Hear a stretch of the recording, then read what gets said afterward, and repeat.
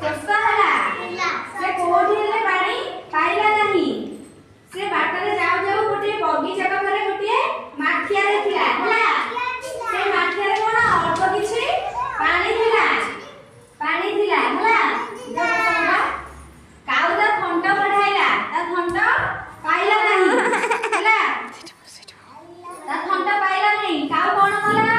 କାଉ ଗୋଟେ ଉପାୟ ପାଞ୍ଚିଲା ହେଲା। କଣ କଲା? ରାସ୍ତାରେ ଥିବା କିଛି ଗୋଡି, ଦେଖ ଏଇ ରାସ୍ତାଟା ଏଇଠି ଅଛି, ରାସ୍ତାରେ କିଛି ଗୋଡି ପଡିଛି।